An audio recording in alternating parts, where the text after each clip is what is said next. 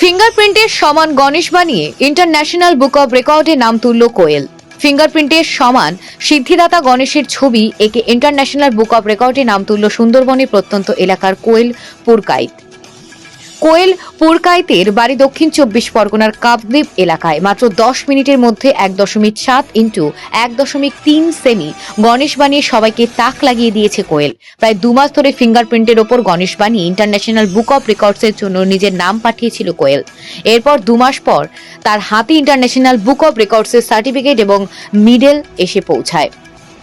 মেয়েদের কৃতিত্বে আনন্দিত কোয়েলের মা ও বাবা। কোয়েল বর্তমানে ইনস্টিটিউট অব ম্যানেজমেন্ট স্টাডি কলেজের প্রথম বর্ষের ছাত্রী। কোয়েলের বাড়ি দক্ষিণ 24 পরগনার কাপদ্বীপের সুভাষনগর দাসপাড়া এলাকায়। কোয়েল ছোটবেলা থেকে ছবি আঁকার ওপর বিশেষ পারদর্শী ছিল। পড়াশোনার পাশাপাশি ছোট থেকে ছবি আঁকত কোয়েল। 2023 সালে ইন্ডিয়া বুক অব রেকর্ডসে নাম তুলেছিল কোয়েল। এবার কোয়েলের ঝুলিতে এলো ইন্টারন্যাশনাল বুক অব রেকর্ডস। কোয়েলের লক্ষ্য গিনিস ওয়ার্ল্ড রেকর্ড। প্রথমত আমি ড্রয়িং করছি 4.5 বছর থেকে। দেবরাজ বেরা মহাশয়ের কাছে সুন্দরবন আর্ট একাডেমিতে ড্রয়িং শিখি আমি। 2023 সালে স্মলেস্ট ইজেল স্ট্যান্ড বানিয়ে আমি ইন্ডিয়া বুক অফ রেকর্ড করেছিলাম।